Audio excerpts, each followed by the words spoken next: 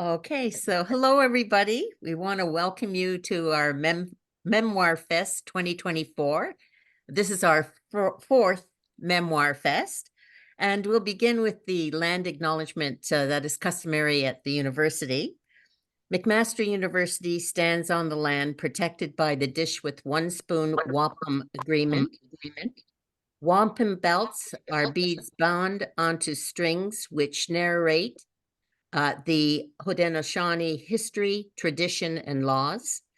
The Dish with One Spoon Wampum was created to bind the nations of the Haudenosaunee Confederacy to the great law of peace. The dish represents the shared land, while the one spoon reinforces the idea of sharing and peace.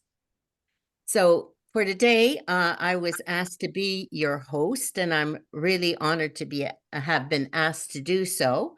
I'm a professor at the University, McMaster, in the Department of Health, Aging, and Society. And my students and I have been very fortunate to be partnered with this Intergenerational Memoir Project again this year. Dr. Ryan had sent an email to our department a few years ago asking if there might be any interest in speaking to this kind of project. And so the chair of the department redirected the email to me and said, see what you'd like to do with this. And as they say, the rest is history. Ellen certainly has presented for us a project that has been more than enlightening and informative to our students and to myself. There is a researcher by the name of Kai Erikson, and he developed 8 stages of development over the life cycle, the first being infancy when a child is born, and it ends with late adulthood, those people who are 55 years of age and up.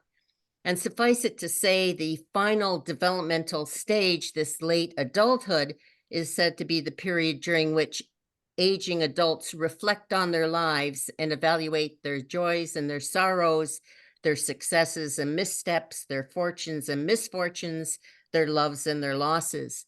And so given our partnership in the Memoir Project, we've had the opportunity to help facilitate the writing and journaling of these events with our senior partners so that they can share their personal legacy with their family and friends. The takeaway from this exercise has been life-changing for many of our students. They report a high regard for the trusting relationship they've forged, a deep respect for the friendships that have been nurtured, and an overwhelming appreciation for the inspiration and the wisdom shared by the senior partners. For the students, there's been one major recurring observation, and that is the resilience in life demonstrated by the senior partners. This has been most encouraging and a very valuable gift to this younger generation, particularly during these trying times.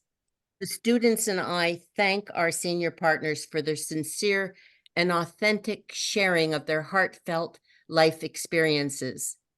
In addition, we'd like to thank Dr. Ryan and Stephanie Wickens and Isabella Diolilis and Ruth Ann Talbot. They've been instrumental in establishing and putting into practice this Intergenerational Memoir Project. Before we begin the sharing of the collections of the memoirs, I'd like to ask Dr. Ryan, the inspiration for the Hamilton Aging and Community, to say a few words about the memoir program and what it has meant to so many, as is evident in the recent publication of the Saging Journal of Creative Aging, Volume 47, in which so many of the participants were actually featured. So please, Ellen, go ahead. Well, welcome, everybody. It's a pleasure to be here at our 4th Memoir Fest. We've had 85 student senior volunteer partnerships over the last 4 years, and I think it's been very productive for both the seniors and the students, and we appreciate, like Geraldine, all of your participations. We did, and I'll try to share the screen now.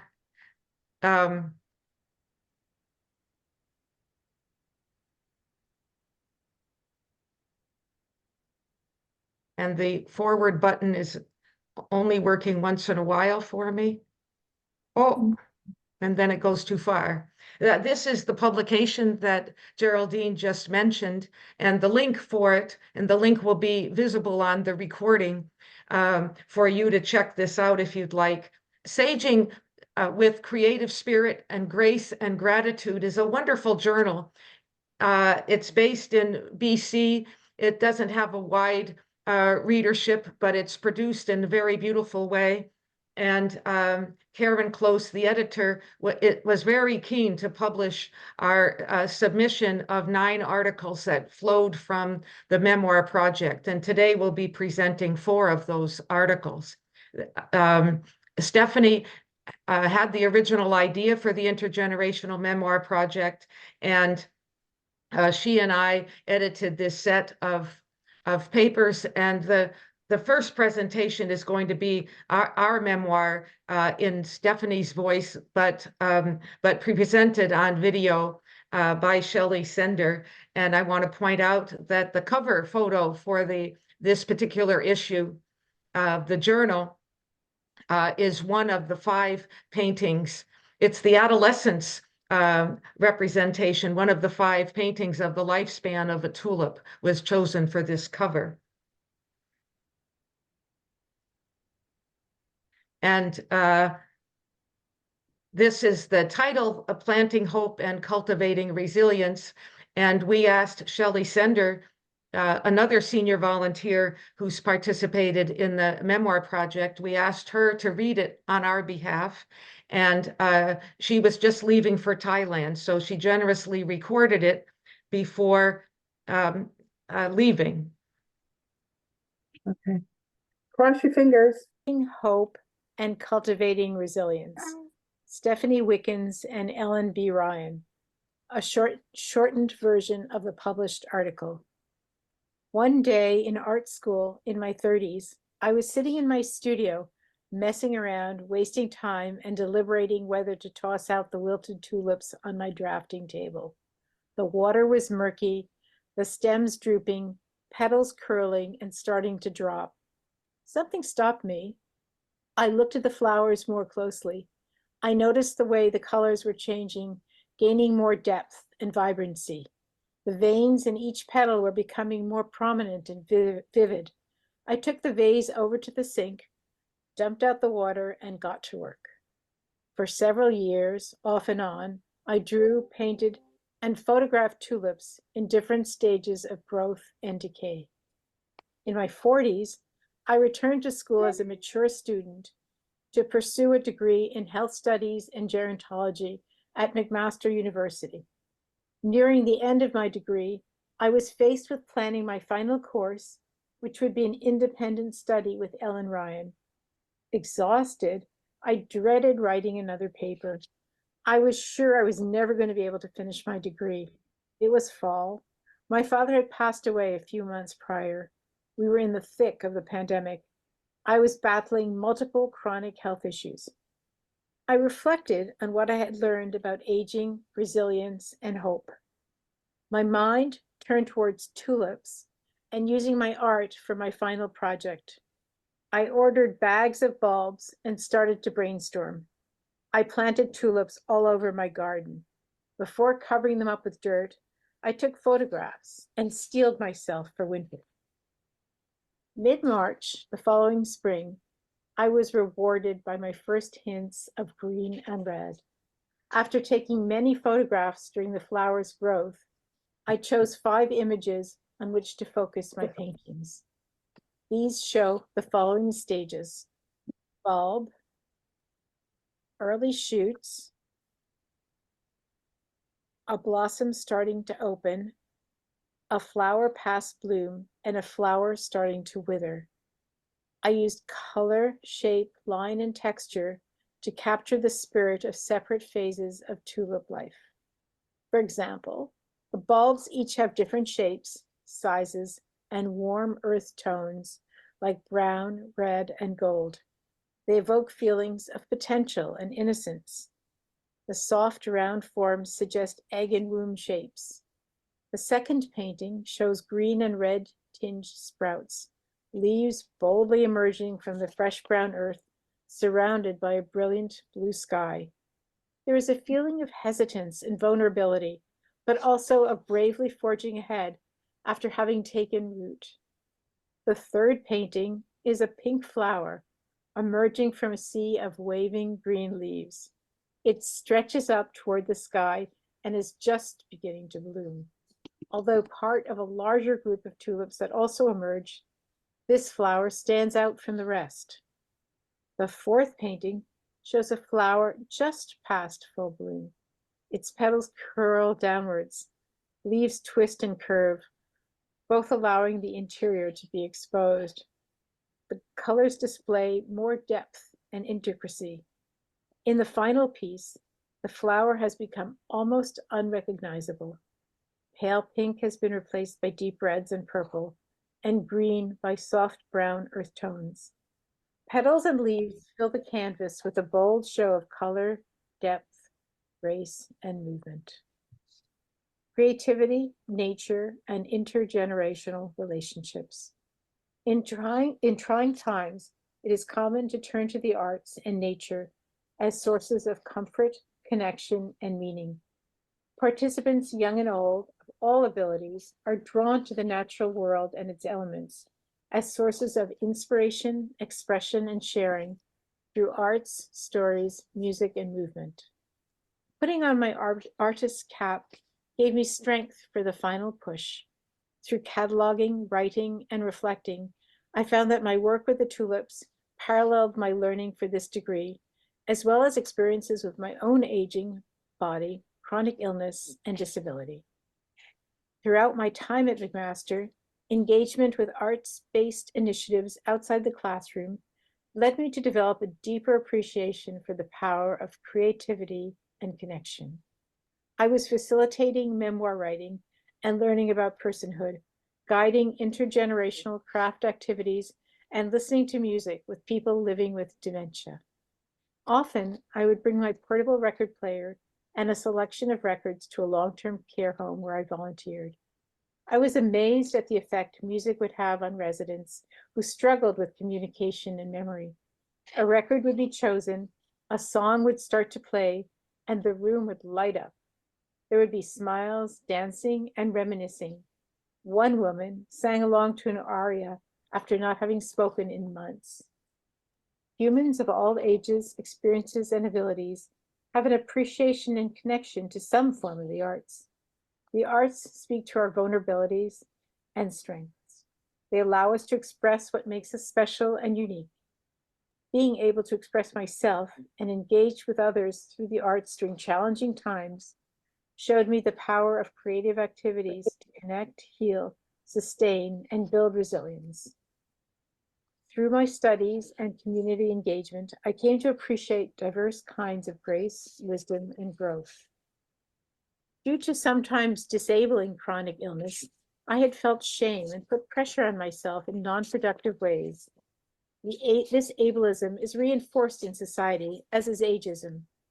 Over time, the self-reflection and newfound awareness coming from being a mature student with disabilities and from my involvement with young and old in the community helped me to claim the resilience I have achieved through coping with my life experiences. One experience in particular had a lasting impact. I was given the opportunity to work with a highly respected and much loved retired nurse educator who lived in assisted care. Her wisdom, warmth, and insight were invaluable sources of inspiration as we found creative ways to write her memoirs. We shared similar health problems while we encouraged each other to focus on the work. My questions about her life stories would help her to snap out of a blue mood and relive cherished moments. She had a way of making everyone around her feel special while remaining humble and gracious about her own accomplishments. I learned self-compassion, deeper empathy for others, and how to build community. I learned that no matter where we come from, it's important to create and share spaces where we can be ourselves and encourage sharing our stories. Connections across the generation were especially instrumental in a communal development of self-compassion, empathy, wisdom, and creativity. Resilience across the life cycle. Tulips cycle through varying features of color and texture across their lifespan, even as each exhibits their individual uniqueness. Like tulips, each person has unique life experiences, where they are born, where they live, challenges and tragedies they face. Flowers tell their stories of aging and beauty through changing appearances, as described through my art and Ellen's poetry. Flowers can share their stories by nurturing each other through a shared life force, roots acting together, the richness of fallen petals in the soil. Humans undergo similar transformations, gaining valuable insight and perspectives along the way. These parallels underscore the beauty and significance of embracing the wisdom we accumulate through our life, and the importance of sharing these treasures with one another. The paintings and accompanying poetry reflect the work which Ellen and I have accomplished so far. They are a testament to the power of intergenerational relationships, mutual respect, and purposeful collaboration. They mirror our shared interests in nature, creativity, and fostering resilience. We wish to encourage others to benefit from working together across the age divide. We want the ripple effect to carry on. No matter what age, we sometimes need someone's nudge to face the sun, plant hope, clear out the weeds, or cultivate mutual resilience. And here is the poem. Tulip Life by Ellen Ryan. Just a moment.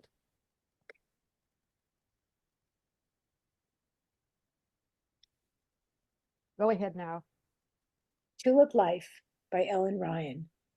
Deep beneath November dark, with faith in light's return, we savor the company of sister bulbs.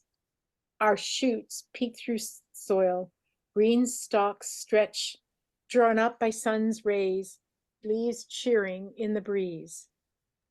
Buds ride windy waves, swelling toward the warmth, glimmer of color. We are pink, we are pink.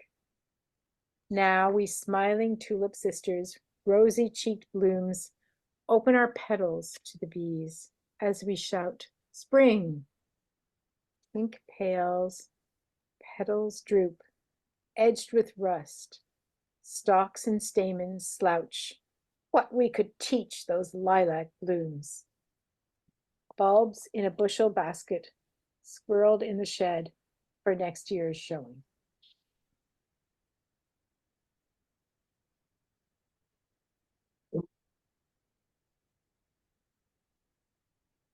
Oh, that was just wonderful. I loved the narrative and the art and the poem. They just go so well together and really reflect Erickson's stages of development from birth to wilting a bit. And it speaks also to that whole new buzzword on campus, which is social capital and community caring, and looking out for one another in a sense, and seeing each other in that whole life course perspective.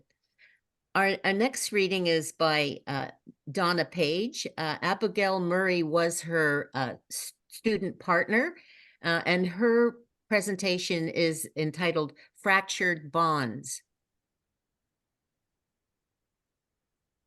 Thank you. Just for my own sake here, I can see, okay, here we go. Thank you, Ellen.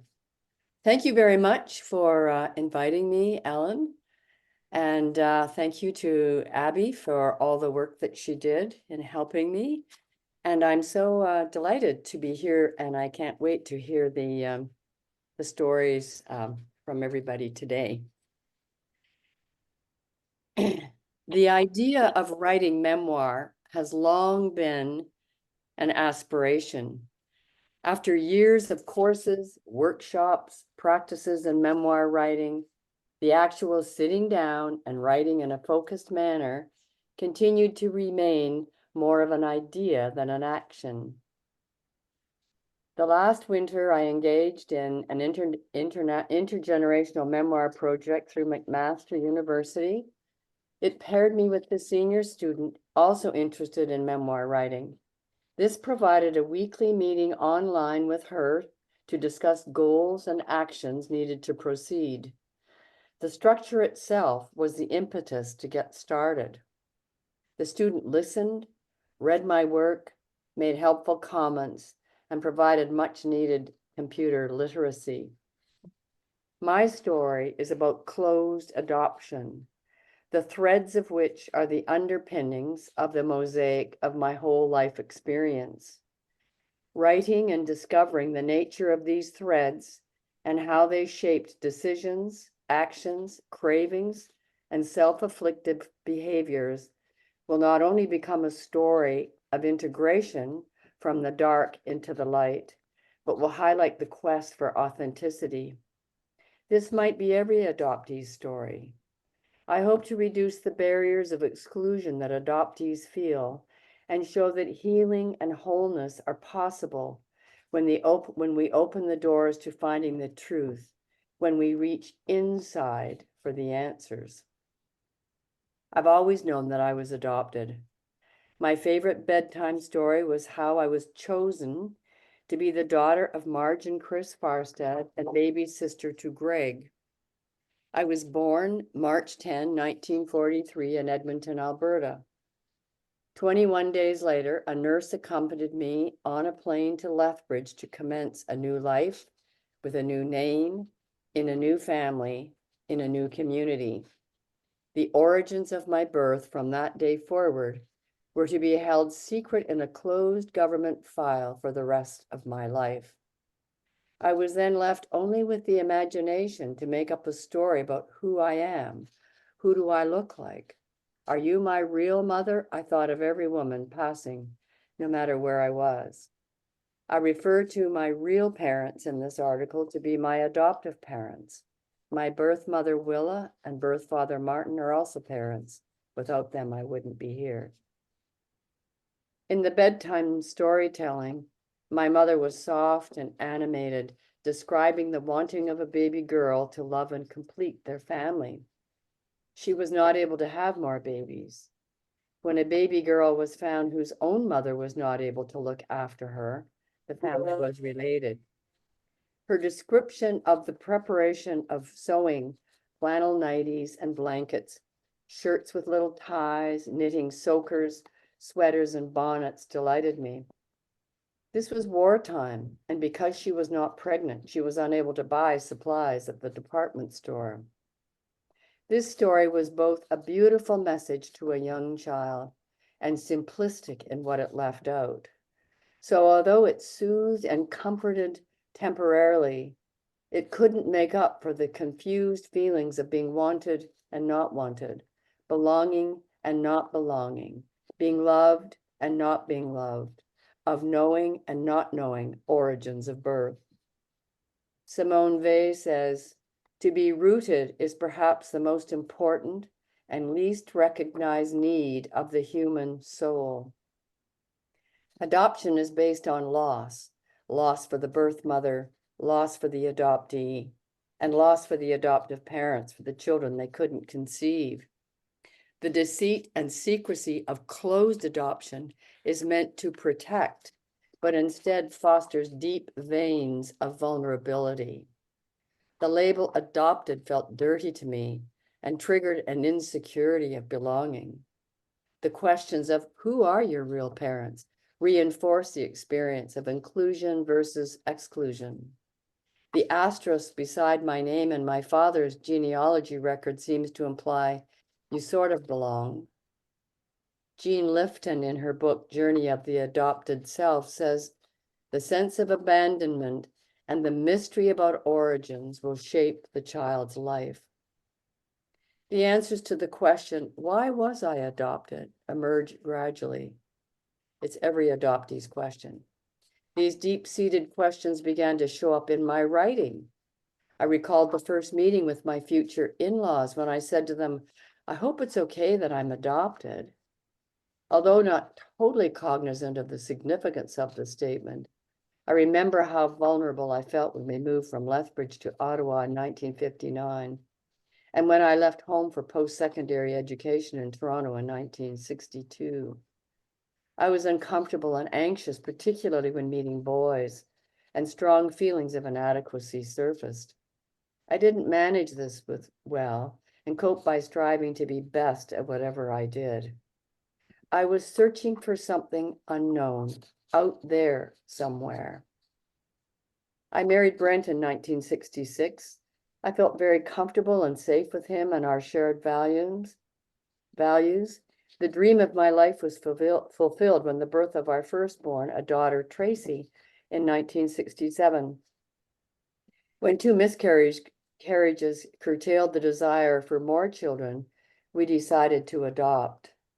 I had always wanted to do so, but didn't know why that was important.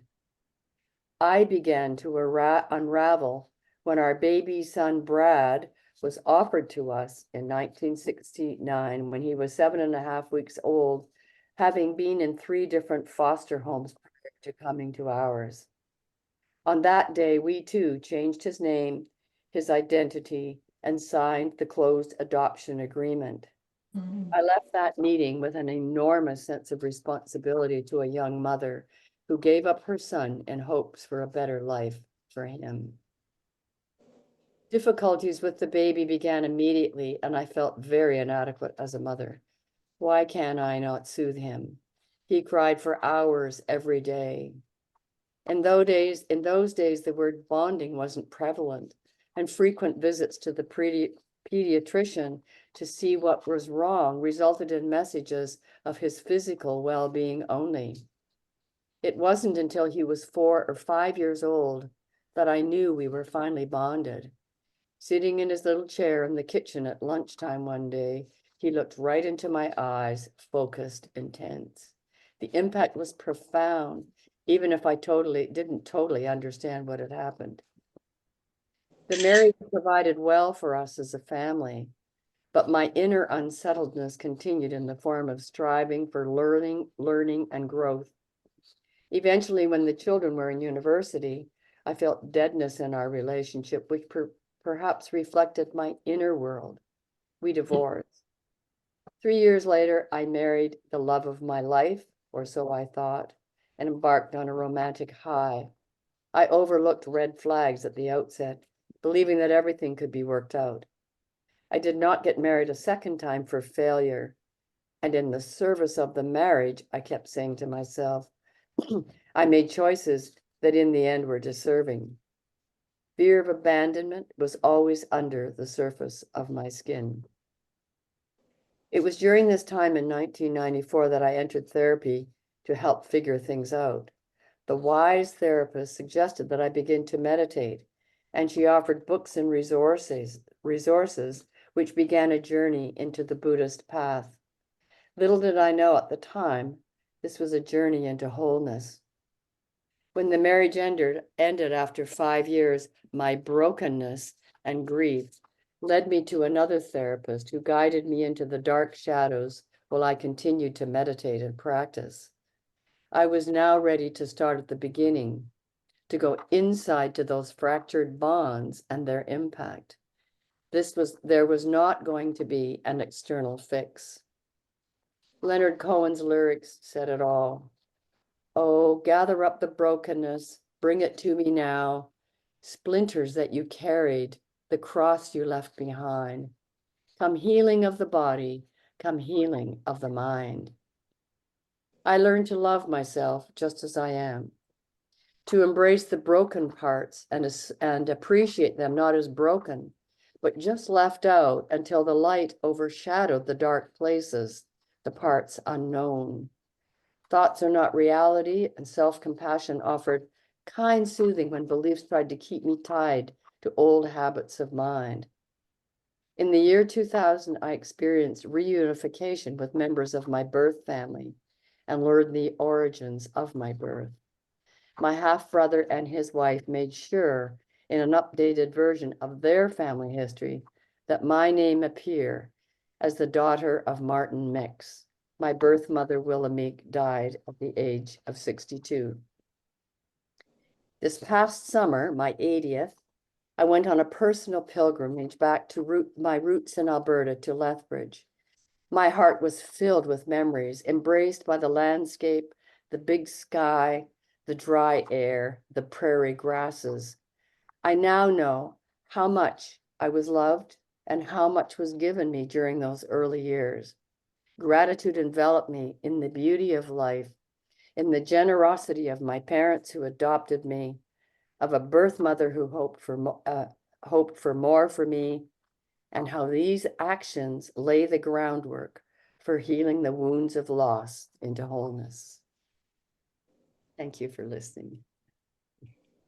Thank you for sharing. That was lovely. And that whole idea of rootedness and needing to know our roots is so, so true.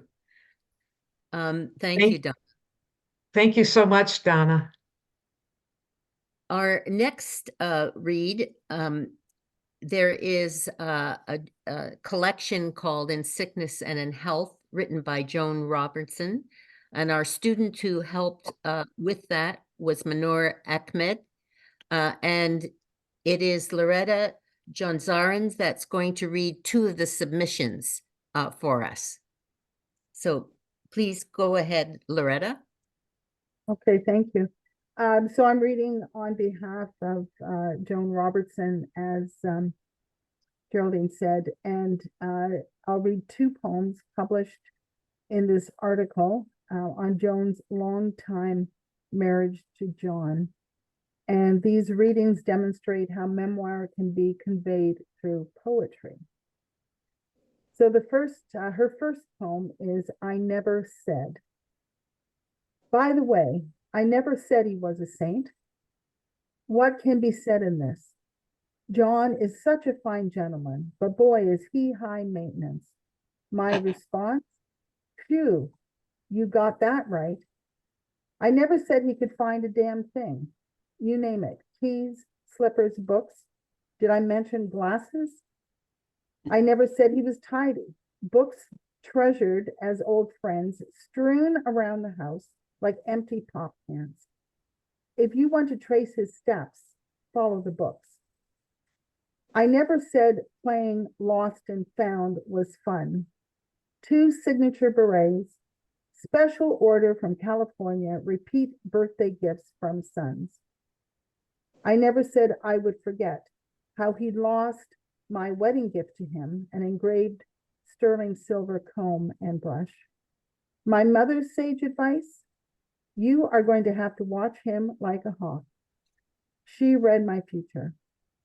I never said I would quit reminding him, hang on just a sec, when he forgets the day of the week or our anniversary or confuses most of what I tell him. But you can bet some things are known. The jersey numbers of favorite football players, how to throw a knuckleball, swing a golf club, ride a bike, names of theologians, philosophers, and old Texas friends, and how to stand when a woman enters the room. So the context for Joan's next poem, she writes, I wrote this poem in 2017, a year before my husband, John, accepted his new home in long-term care. John often confided to friends who drove him to the adult daycare program that he was concerned about my welfare. It was obvious I was fraying at the edges, coping with his dementia and type 1 diabetes. It was a challenge to administer his insulin injections and monitor his roller coaster glucose readings. Caregiving is both a privilege and exhausting. At the end of one long day, when John dropped a glass which shattered into a million bits, I wrote this poem to tell the tale. The poem is called Shattered. Shattered glass on the floor. I did not pick it up or sweep grief under the rug. It stayed there overnight. Would steps on splintered shards feel the hurt? It would remain there in the dark shadows, not asking to be thrown away or pleading to remain. It just was. couldn't put the glass together again, no longer to hold water or bring refreshment. It was a broken offering to the gods of heartbreak, fragments held in trust. Bathed in morning's mellow glow, we pick up the pieces and let them go. Thank you. Thank you, Loretta. Yeah, and I must say, my husband is always asking me to find things. He's left the house, so I can say it openly. Thank goodness. Thank you so much. Our next reading are from Ken Watson's work. And I had the privilege of having the Saging Journal, and I met Ken through the printed word. He worked with our student Morgan Kale, who is still in touch with his wife, and certainly our condolences to his wife on his passing. And it's Ellen Ryan that's going to read his entry, A Retirement Evolution. Yes, I'm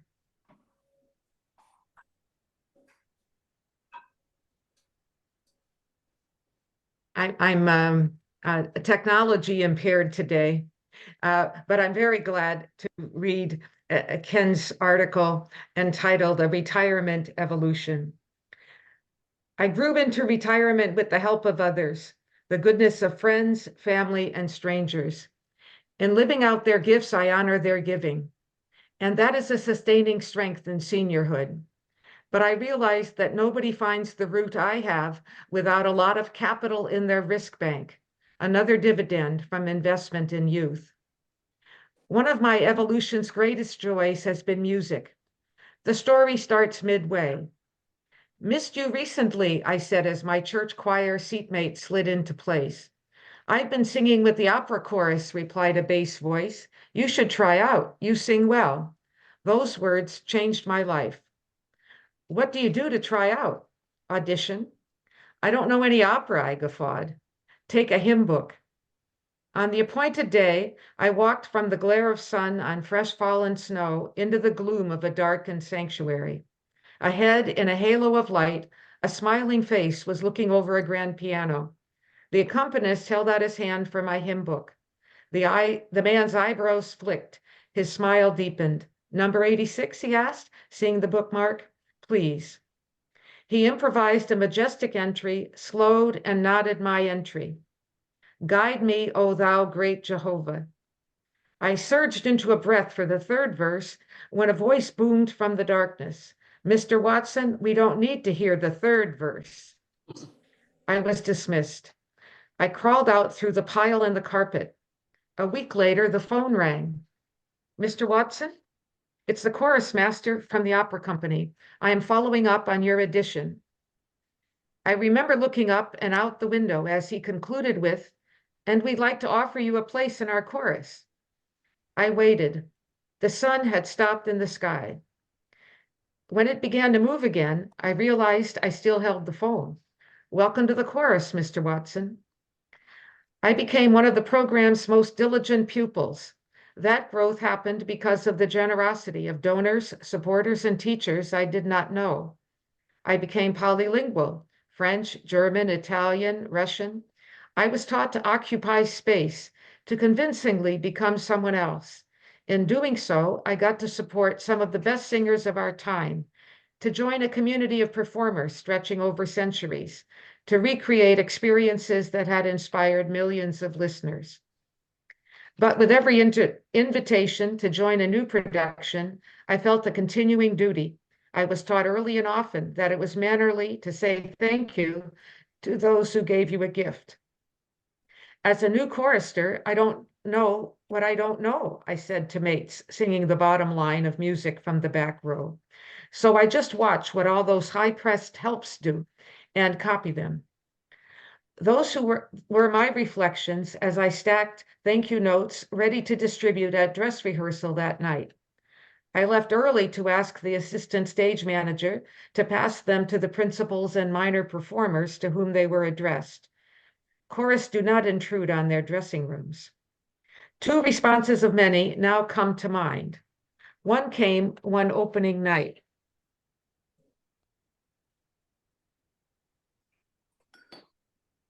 On top of my singing duties, a companion and I had been designated guards in one scene.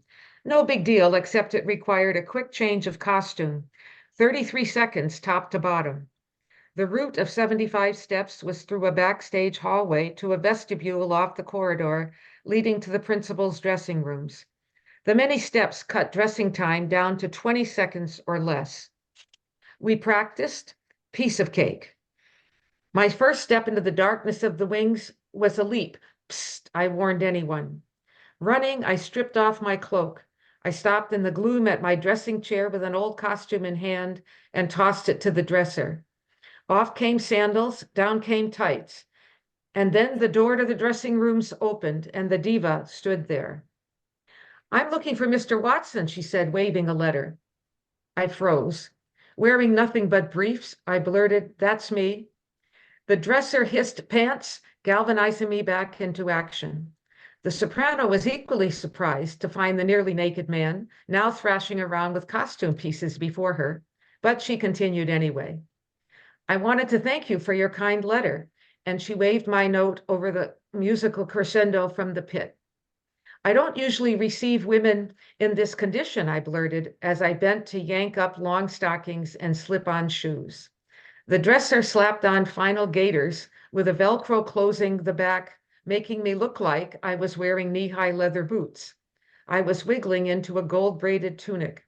The lady laughed and spoke, "Well, neither do I. Thanks again," and backed through the doorway. "Put it on as you go," urged the dresser, handing me my sword belt. I reached out, sword on the left. 10 steps to the entry. My friend moved ahead to give me time for 2 steps to catch up. "Rifle," said a voice and slapped it into my hand. I stood puffing in place with 3 beats to spare. "Hat," I whispered to the darkness when I realized it was still at the dressing table. As I said so, it was slammed on my head from behind. "Go," said the assistant stage manager, and touched the shoulder of the chorister ahead. Scowling as angry soldiers must, we ran on stage, rowdy and arguing. After the curtain, I stopped to see if the diva was available to chat.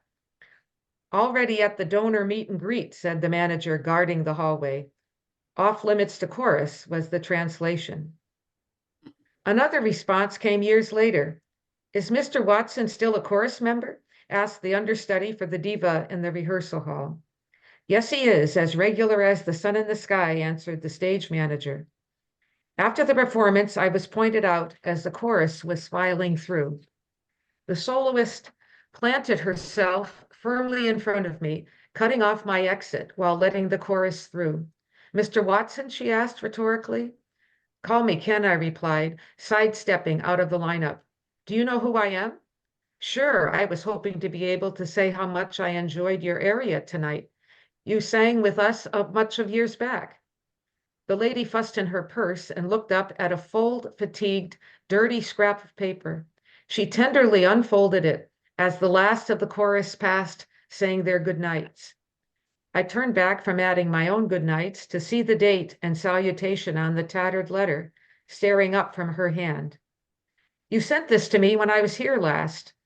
I wanted to say it is part of every performance preparation since, as necessary for me as my warm-up. And I wanted to say thank you." I stared at the paper, mouth agape. "I also want to apologize for not replying at the time. You have no idea how I am still moved by your kind words." She started to list the subtleties. I had no idea of the weight of my gratitude for the methods and mannerisms she had taught me without knowing it. "I don't know what to say," I croaked. The maestro and chorus master broke our silence, addressing the soloist. "Can we walk you to your car?" I locked eyes with the lady. "You're welcome," I mouthed. She nodded and turned. The caretaker, key in the lock, was urging me out when I finally found my feet. Thank you. Oh, thank you, Ellen.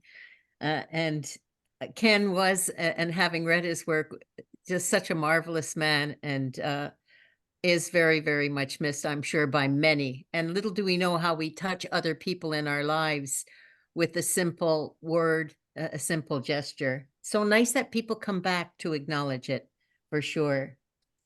Our next presentation is by one of our student partners, Natalia Presta, who I've had the privilege of teaching, wonderful student. And this year we ran a little short on some of the senior partners. And so for the first time ever, I encouraged students that wanted to do the memoir that they might ask their grandparents or an aunt or an uncle and work with them. And so Natalia worked with her grandmother, and now I knew this name, and Natalia, help me out. Your grandma's That's okay. It's a Nina, but for the Nina. English version, it's Anna. Anna, yes. And she's going to read one of her entries that she did along with her grandma. Go Excellent. ahead. Thank you, Professor. Hi, everybody. My name is Natalia Presta. I had the privilege of being in Professor Voros's class last term, and I had the absolute honor of doing a memoir project with my grandmother. The journal entry that I'll read to you today was our last journal entry that I recorded and has taken place from Wednesday, November 29th, 2023. For this entry, you'll commonly hear the word NAP, which is an acronym used to describe or keep the identity of our senior partners a secret. But in this case, NAP stands for Nonna and Nina Presta. Another word you will also hear commonly is Nonno and Nonna, which can also stand for in Italian, which means grandmother or grandfather. So today, NAP and I decided to change the location of our usual meeting place and the day. This Friday, NAP had a doctor's appointment, so we rescheduled. I drove to her house, and she asked me if we could go grocery shopping while we talked about her stories. I agreed, and we gathered our things at the front door. We put on our shoes, boots, and gloves and headed for the car. I reminded NAP to get her grocery list so we would not forget what we need. We loaded ourselves into the car, and I took a closer look at the list. NAP asked if we could go to Costco for these items, to which I replied, "Let's go shopping." After a 20-minute drive, we arrived at Costco. I parked my car closest to the door so we did not have to walk too far when we brought our groceries back out. We got out of the car, grabbed our reusable bags, and made our way to the front door. I grabbed a cart while NAP made her way inside and to show her Costco card. We walked past the employees in the front gates and began our shopping adventure and our memoir storytelling session. NAP decided that she was finished sharing stories from her childhood with me. She said as this was a happy time in her life, she was even happier when my grandfather was with her. For context, my grandfather did pass away in 2018. Therefore, this final memoir journal entry will focus on NAP and my grandfather or my nonno. When thinking of a story to tell, we walked by the produce section where she saw the fruits and vegetables for the season. In picking up some lettuce, blueberries, and tangerines, NAP shared a story about their garden and the love of growing produce. At their house, past their backyard shed, they had their large garden. During the summer months, NAP and my grandfather would prepare their garden.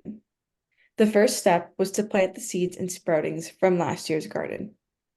Each fruit and vegetable had a specific section of the garden. For example, tomatoes had several sections as they were the most used vegetable in our family.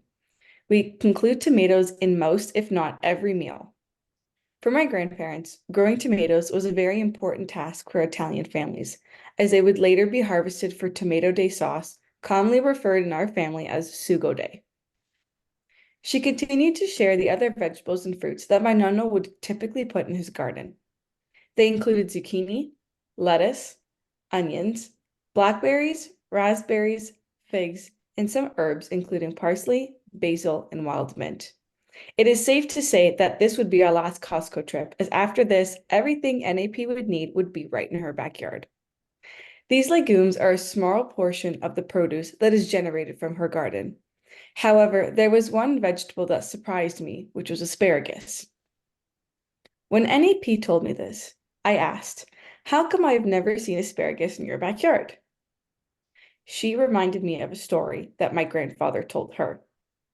NAP told me that my nonno, or grandfather, planted asparagus in their garden over 25 years ago. With asparagus, she described it as a germinating plant, meaning it regrows back each year as the seeds from the asparagus fall into the soil. My nonno continued to care for the soil and was very careful when using the lawnmower to cut the grass. She explained that as the asparagus begins to grow in early May, it is picked by early June. This explains why I would not see them grow until the rest of the garden is completed growing. We walked away from the produce aisles and into the physical aisles of Costco. I stopped to get a sample sack of tzatziki sauce and pita bread, which was a fantastic choice on my part. NAP was not hungry, but I did ask if we could stop to grab the same snack so I could buy it for my house, to which she laughed, of course. Going back to the story, NAP loved watching my nonno tend to his garden. She said it gave her husband a proud feeling not only to tend to his garden, but to share what he had grown with family and friends, as that was a tradition in an Italian household. He takes great pride in all of his vegetation and plants. NAP would often find my grandfather in the garden for hours, if not days on end, making sure it was in tip-top perfect condition. At the end of the growing season, my grandparents would enjoy an array of fresh fruits and vegetables, which saved them many trips from the grocery store.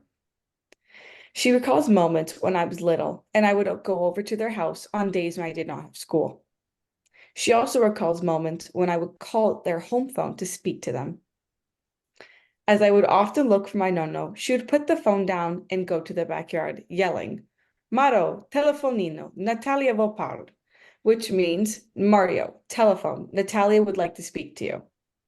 I would hear the back door open and he picked up the phone to chat with me. I would ask him how the garden was doing and how my plants were doing, as every time I stepped into the garden, I would plant 1 or 2 seeds here and there. As they never grew, he would always tell me that he watered them and tended them, even when I wasn't there.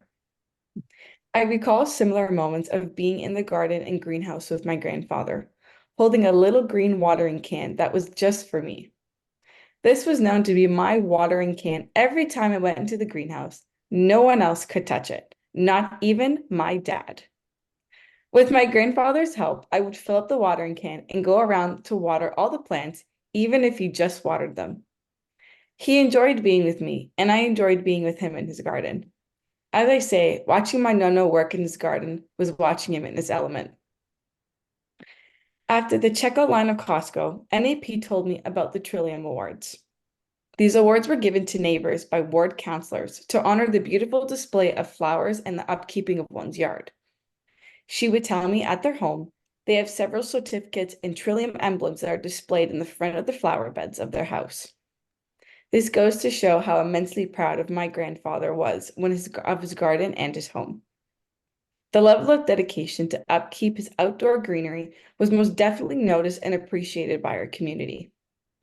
Each day, he would water the plants several times and spend most of his time in his garden, and it showed. NAP shares that my nonno always had a green thumb, and that is very apparent when viewing my dad and his ability to care for our garden at home. She notes identical qualities of her late husband in my dad, which makes her very happy to see his legacy through her son. After my nonno's passing, the garden was not well kept like it was before, and it was hard for NAP to maintain on her own. She explains that her decision to relocate the garden closer so she can still tend to her crops was the best decision she made. However, it did make her sad as she could not upkeep my nonno's garden past his growing shed. She knows that my grandfather would be very proud even after he is passed, in knowing that his traditions are kept alive, regardless of where the garden was placed. NAP shared that the best way to do this is to continue traditions with special events, regardless of the person being celebrated is there with them. At this point of the conversation, I became emotional listening to these stories, as I currently am now. It is moments and recalling these such memories that make me miss my grandfather even more. As we drove home, it was silent in the car. For NAP, it is very emotionally draining to speak about my grandfather. It is not because she chooses not to speak about him, but of how much love and adoration she has and still has for him. It hurts to have to recall these memories instead of making more with him had he still been alive today. I admire NAP's strength in choosing to share the story with me today, as it is not an easy task to speak about one's grief. When we arrived at home, she unlocked the front door and I unloaded the groceries into her kitchen. She began putting groceries away as I locked up my car. As I walked into the kitchen to help her, she told me to go to the back wall, looking at all the frames, and head to the far left side of the garden. Walking towards the door, I noticed all of the Trillium certificates, to which I smiled. I opened the back door and walked to the garden. While walking towards the left side of the garden, I noticed very small and tall stems growing from the ground. Seeing that there was snow, I took a closer look to see that they were in fact asparagus stems. I could not believe that they were asparagus stems, even in the snow. In the 20 years that I have visited the home, I have never once noticed this, and it amazed me to know that they were still there. I ran back inside to tell NAP that they were growing, and she replied, "Somehow, even after your nono is passed, they keep coming back." I fully believe that my nono is taking care of his garden, both in here and in heaven. After returning from the garden and sharing my asparagus findings, I mentioned to NAP that today's session will be our last memoir journal, since the course ends 1 week from today. I could tell that she was sad, as was I, but I did explain that I would return and continue to call over the phone to hear more stories from other parts of her life. She agreed that this was a wonderful idea and gave me a warm hug. NAP told me how happy she was to participate in this project, and she hopes the stories she has shared help her to learn more about her childhood, her husband, and her family. I am grateful to have the opportunity to work in partnership with my grandmother. She is the perfect candidate for this project, and I could not have been happier to complete this project together. Thank you very much. Oh, thank you, Natalia. You've done Thank your you. grandpa and your grandma great honor, for sure. And that is so important that this has happened with many of my students that worked with their grandparents. They shared moments and memories and emotions that they had never experienced before. And it brought them closer to their grandparents, and family secrets and everything else certainly shared and disclosed. It's just so heartwarming to see what it did for the students in learning more about their grandparents. Our next presenter is Barbara Ormond. She worked with Rebecca Groen, and she's going to present her narrative, which is entitled "Where I Am From." So if you're ready, Barbara. Yes, Okay, everything okay? everything is fine. Okay, all right. My memoir was called Where I Am From, and the part I'm going to read today is about my hometown, Chatham, Ontario, where I grew up. As a girl, I tried to tell my partner, Rebecca, that I wanted her to know what it felt like to be a Catholic girl growing up in the 50s. So here's the poem. My hometown. Chatham sits on an ancient lake bed, bordered by stalks of corn in the sweltering summer, wide blue skies, then autumn, deep ochre fields reaching far beneath skies of gray. Wheels spinning on tracks, lonesome whistle blowing, freight trains speeding behind our house, factory whistles too. The milkman's horse clopping on pavement, milk box door opening and closing, coal tumbling down the chute, church bells at noon and 6, crickets, frogs, mosquitoes on sultry summer nights. Chili sauce and pickles in fall, manures on the field, lilacs in the alley, mock orange in June. Our house was on the edge of town. We were cowboys and Indians in the empty field across the street, worlds away from neighbors' eyes in our secret ambush cave under a large, spreading woody bush. A row of elms fenced our backyard. Between them and a field of hay, a lover's lane, cars parked on weekend nights, lights off. We crawled quietly between the trees in the dark, saw white legs and reaching arms. The C&D sugar factory faced the field on the west, its brick office building 2 stories high, sooty smoke spewing out of tall stalks, behind round hills of black coal and piles of sugar beets. When the whistle blew at 7, noon, and 5, cars came and went along the street in front of our house, like students crowding the halls when the bell rings. In fall, trucks loaded with beets lined up around the corner and down the street. When we walked to school, we passed sprawling Victorian brick houses on King Street, where the factory bosses lived, and closer to downtown, workers' small white wartime houses. My friends and I went downtown on Saturday afternoon to watch cowboy movies with Roy Rogers or Gene Autry. The boys never agreed to see Shirley Temple. We met in high school after class at the Sunshine Cafe for chips and Coke. Protestant boys were there, mysterious, forbidden, in crew neck sweaters, button-down shirts, and saddle shoes. On Saturday nights, girls walked up and down King Street as boys cruised in shiny, sleek cars, noisy beat-up wrecks, and mud-splattered trucks. Now, weeds choke smokestacks and ruined brick ovens. Downtown is deserted. Border fields turn to suburbs. Corn stalks far from town. The C&D sugar office buildings, now a long-term care home. What was gone? Golden light fades over open land. Oh, thank you, Barbara. Yeah.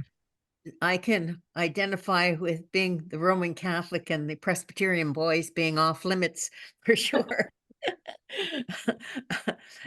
That is an experience that certainly I think those of us who are raised in that faith continually experienced in the 50s and 60s for sure.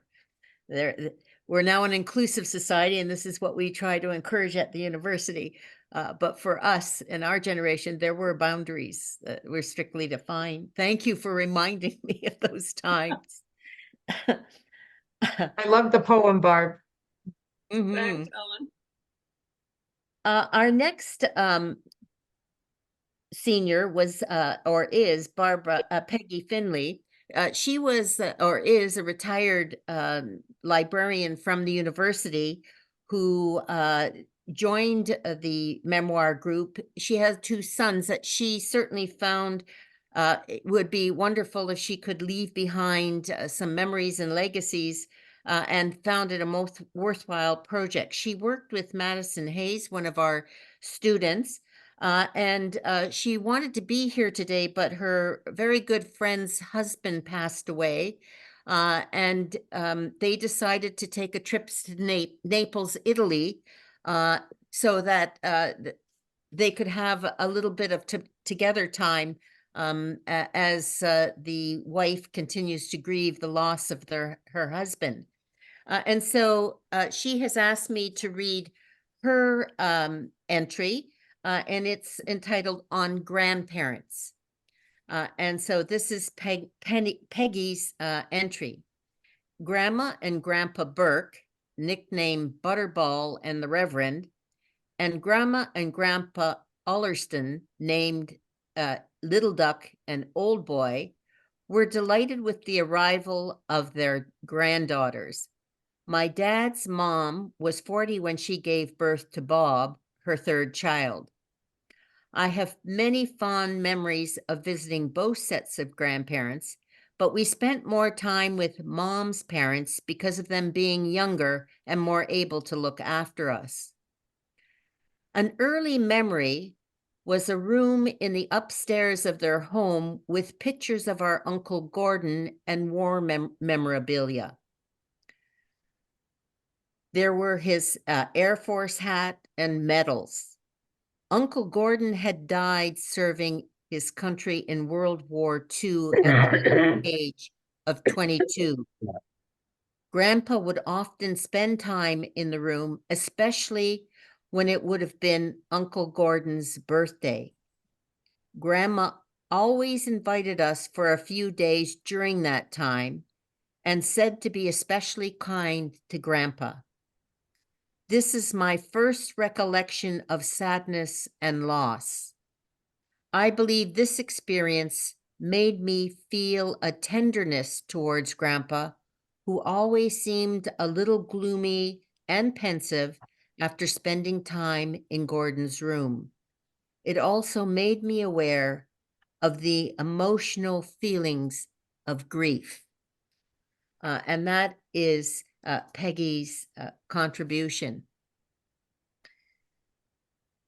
Next, we have Carolyn Cartier. Maya Purrier was her student partner, and her entry today is entitled Fondue. Carol? Okay, Loretta's going to bring up the video. Okay.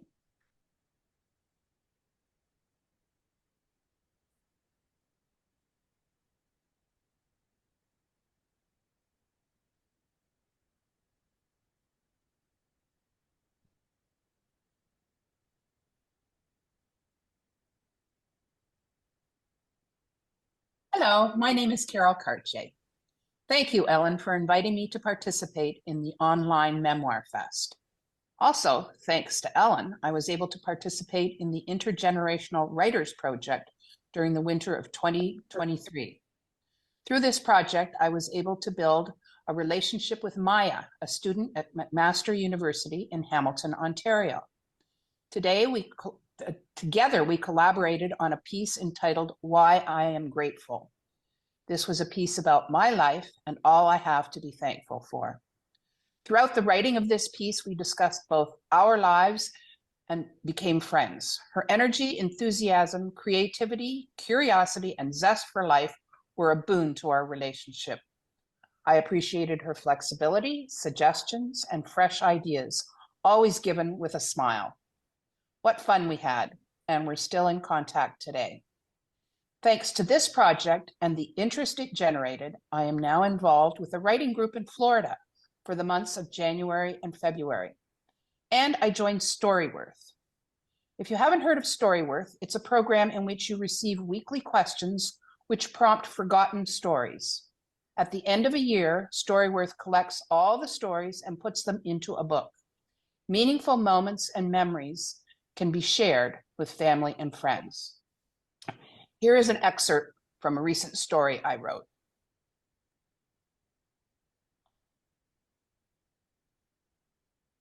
Fondue.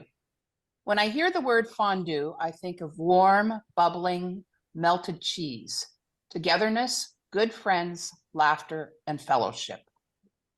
Cheese fondue, which comes from the French word fondre, meaning to melt, originated in 18th century Switzerland and is a classic of Swiss cuisine.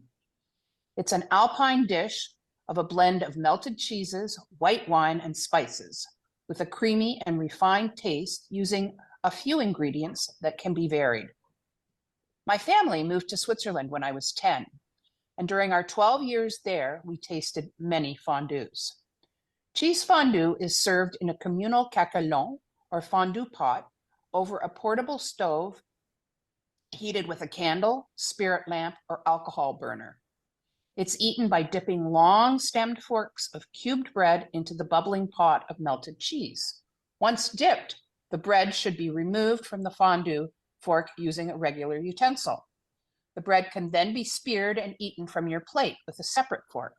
Sometimes this etiquette goes out the window after a glass of wine or two. In the excitement of it all, the fork comes out of the pot and into your mouth. The more wine you have, the less anyone cares. I know, no double dipping, but it's hard. Tradition calls for drinking only white wine, kirsch, or herbal tea with fondue. We often drink white wine and end off with a kirsch. Kirsch, or Kirschwasser, as the Swiss Germans call it, literally translated means cherry water. It's a far cry from being just water. It's a clear, colorless brandy traditionally made from the double distillation of cherries. Fondue is not a health food. It's full of calories and fat and easy to overeat.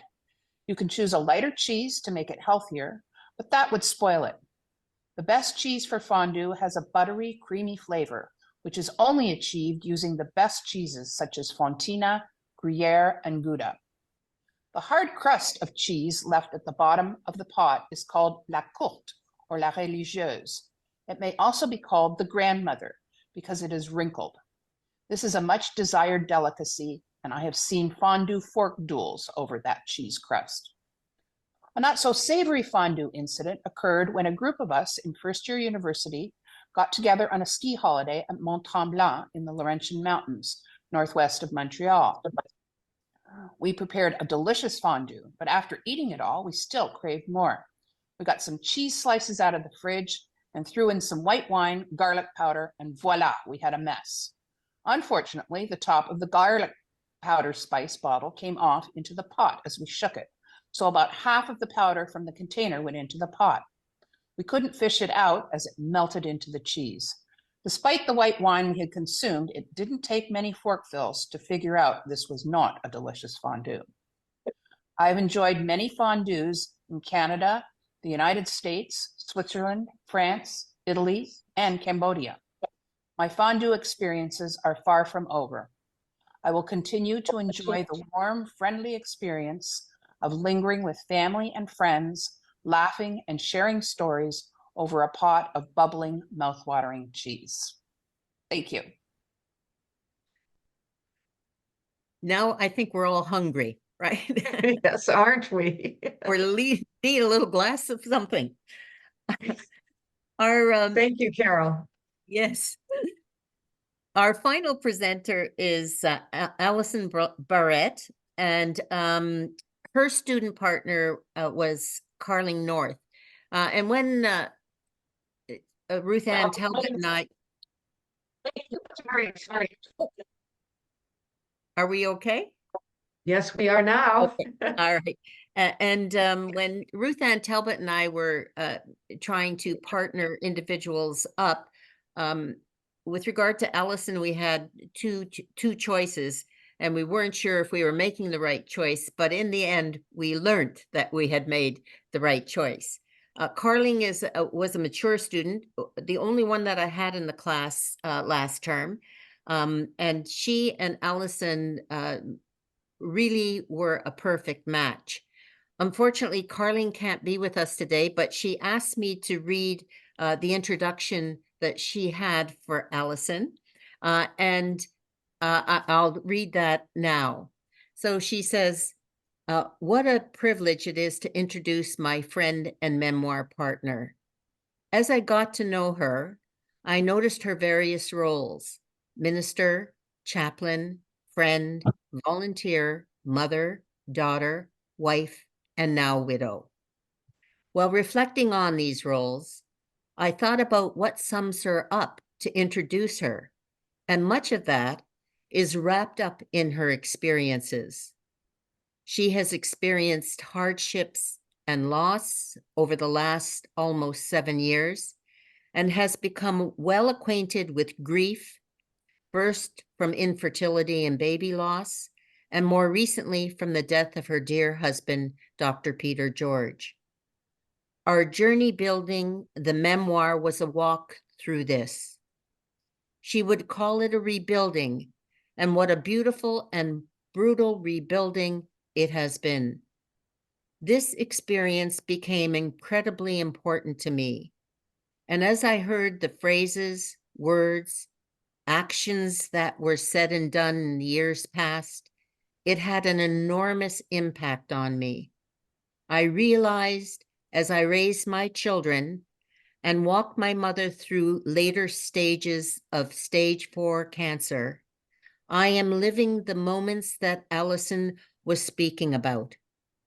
This gave me further desire and drive to show up in my life, say the things that mean the world to someone, and build the experiences that shape and impact relationships and the person I am and the people around me.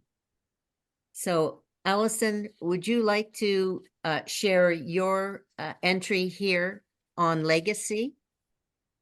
And I don't know if we can bring up the picture if we had it loaded up on the mementos that reflect this journey. It was there, right? The picture of Allison was there. Did it come up? Loretta, you saw it, right? It would have been the new slide, yes, that we got yesterday. Yeah. It was there, and hello everybody, and thank you for this whole project. Yes, Caroline and I had planned to introduce each other and then to talk a little bit about how we connected. And I had chosen to read a piece that I had written, not a memoir per se, but a piece called Legacy. And then we were going to do a little bit of Q&A. And Carling's doing full Dagwood sandwich right now because, as she said, she is walking her mom onto the door of life. And she's also got a son who just qualified for the finals in his hockey tournament, which is happening right this minute. I'm texting her to say, hey, how's it going? So we had planned to do this together. If I was going to introduce her, I would just say she is a gift to my life and has been a gift through this process. She definitely was the right pick and the right match. The parallels in our life are really quite something. She is in a helping profession. She works with people who have struggled with addiction and mental health. And she is also a mother, and a mother who is now mothering her mother, as I am as well, with my almost 99-year-old mom has just moved to Hamilton this past year, and I'm on the speed dial for my mom. I visit her 2 to 3 times a day, and I'm thrilled to have the opportunity to do that because I haven't lived near her since I moved out at 18. Obviously, the touchstone of loss and recovery is in both of our lives. Her and her husband have a business. So she's going to school. She has 2 jobs. She has 4 kids, and she's taking care of her mother. So, and I'm a woman of faith. She's a woman of faith. We come from different perspectives. But, the questions that we ask and answer together are inherently spiritual and inherently about life. And it's just been this beautiful friendship. And so I had a project that I had started called The Widow's Walk, which is a website reflecting on the journey through recovery after the loss of my spouse, Peter. And I had started during the pandemic, and then it became, I don't know, I was working on the last section moving forward, and maybe because I wasn't moving forward as much as I thought I should, I just was a bit stalled. And so to have Carling and the kind of prompts of a weekly, meeting with her and, the expectation I would produce something. So I made that my goal. Was to finish the website, and we did it. And so my website is called, there's my cardinal sitting outside my window as I'm talking about it. Cardinals always appear when I talk about Peter. It's wild. Anyway, so yeah, it's called The Widow's Walk. .ca, and I'm really thrilled that we were able to work together on producing this resource that I hope will be and already has been, you know, a help and a bit of a community for people who've lost their spouse. But I've also ministered to people who've, you know, lost other children or, you know, best friends, and some of them have told me that some of the reflections are really helpful for them as well. So, and I am going to do the memoir because I find Carling is just a great spur to continue to write, to continue to reflect. She's so bright. She's so insightful. She's so spiritually deep that when sometimes I was stuck with something and I would just send her a few ideas, and then, you know, she would come back with her reflections, and that just sparked, you know, the whole piece coming together. So I just, I'm very grateful for this project because it's brought a wonderful young woman into my life. I'm kind of shocked to be the senior in this partnership, but you know, her mom's exactly my age. So that really hits me in a really deep way that, you know, her mom's, yeah, her mom is my age. So the piece I'm going to read you is called Legacy. And yeah, and I'm really grateful for this project, and thank you. And I cannot tell you all the different ways that I've resonated with everything that everyone has said. I could draw out strands from each one, and I just really appreciative of this, all the work everyone's put into their pieces. Okay, Legacy. On long road trips, Peter and I had a habit of poking through antique shops along the way. Sometimes we'd find a piece of china to match a partial set we had at home, or occasionally a perfect shelf or a bare spot on a wall. But no matter what we were looking for or through, invariably at one point, I would pull out a sleeve of old illustrations or photographs and find myself staring at the solemn gaze of someone from days gone by. Their mustache or fancy hat, Gibson girl blouse, or lacy baby bonnet, a clue to the decade or even century in which these people lived and were memorialized for one instant in a black and white blurry photo. Every time this happened, I would look at myself, I would find myself looking at them as they looked back at me and asking myself, who are you? How did you end up here in my hands in a dusty old antique shop? The likelihood that someone who is related to them still walks the earth is very high. And yet somehow the need to hold on to that picture has faded with time, and they've taken their quiet place alongside toy soldiers and butter churns and washstands from days gone by. How many of us really know anything of import about people who lived 100 or even 75 years ago?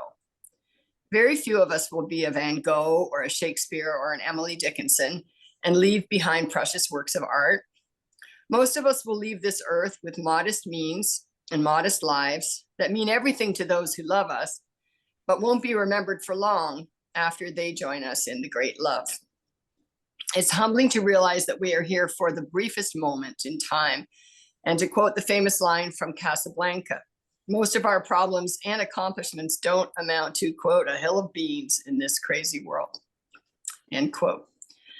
And yet there is something about the human need to remember those who've gone before, to celebrate their gifts and to honor their presence, that is profoundly healing for those of us left behind. For at the end of our days, when so much has been taken or lost, what remains are the memories etched and written on our hearts, the images of love and joy that are forever in our souls.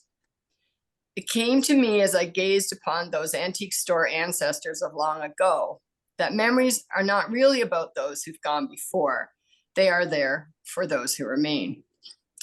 We hold on to those we love for as long as we need to, for as long as remembering them helps us.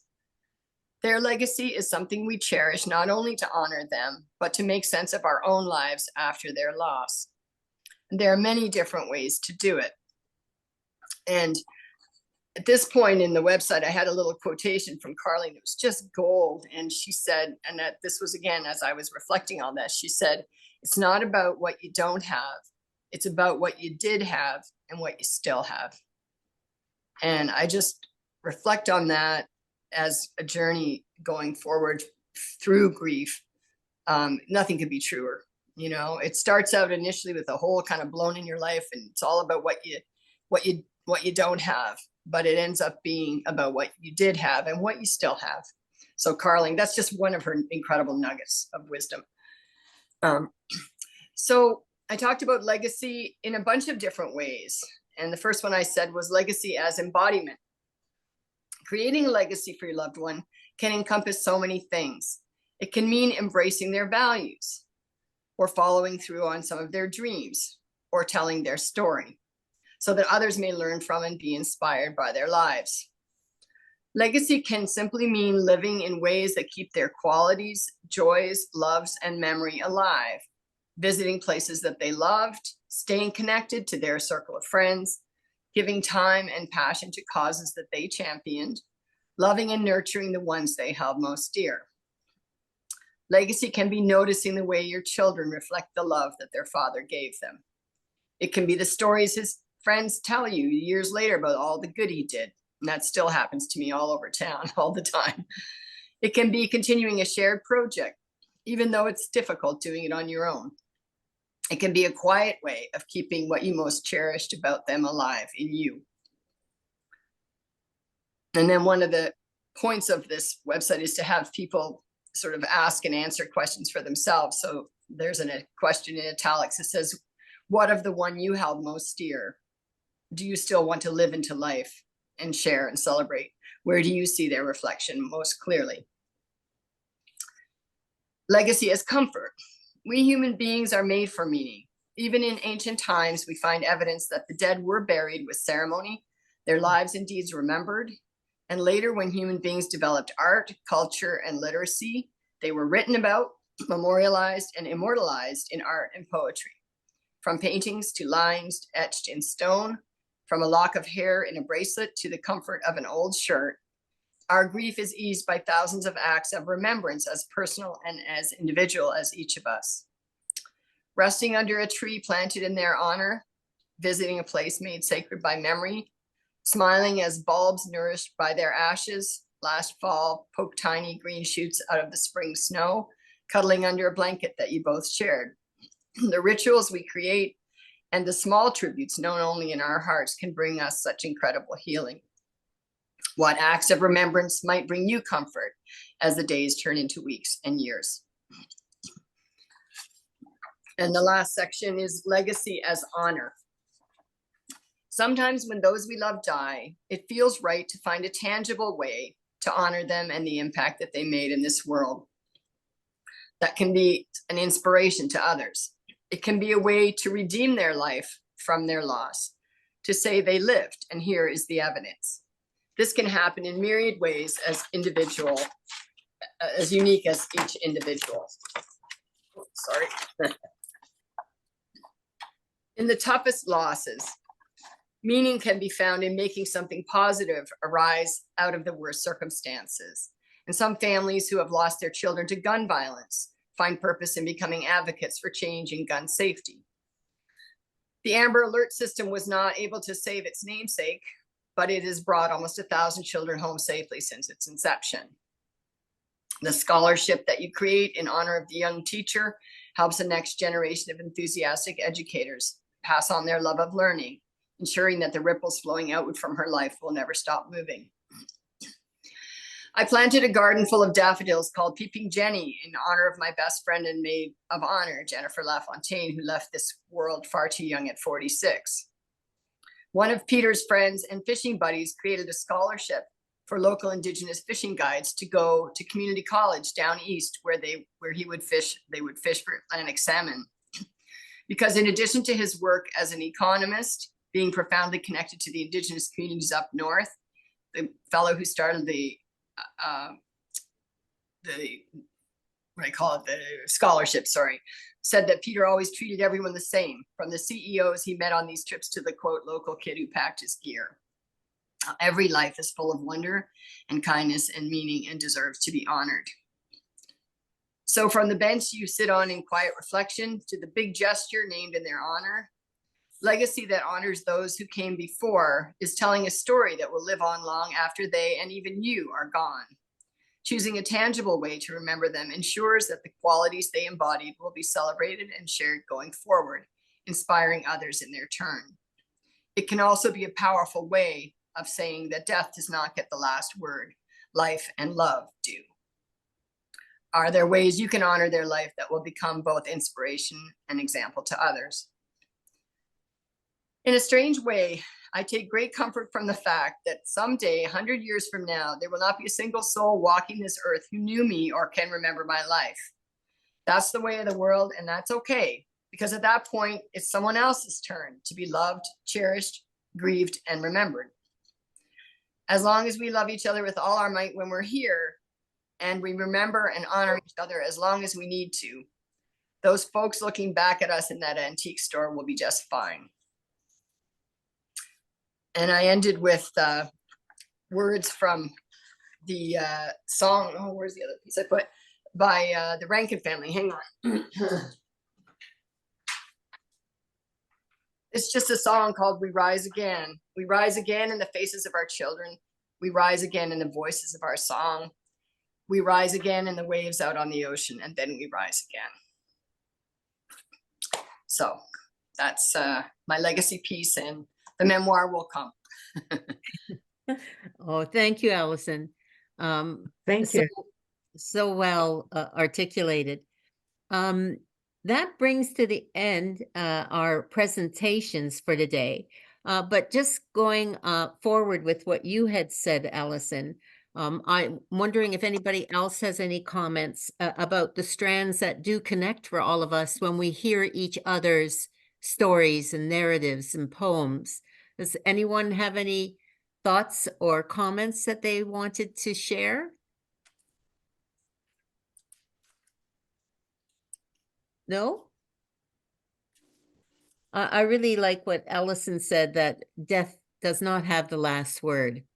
It's us having loved and remembered and being rememberers, which really has everything live on yet beyond the end. So if there I is think all of the, oh, just a minute. go ahead. I think all of our senior volunteers are participating very well as role models. Some of our previous volunteers are here in the audience as well. That we're through this project.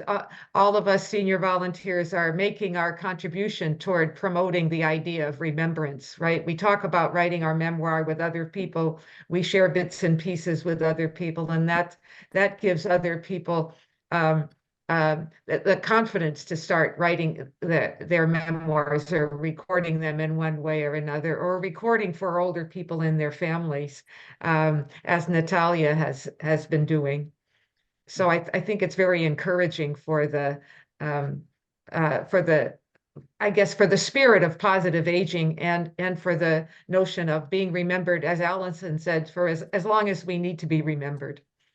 For a time, but not forever, of course. Thank you, everybody.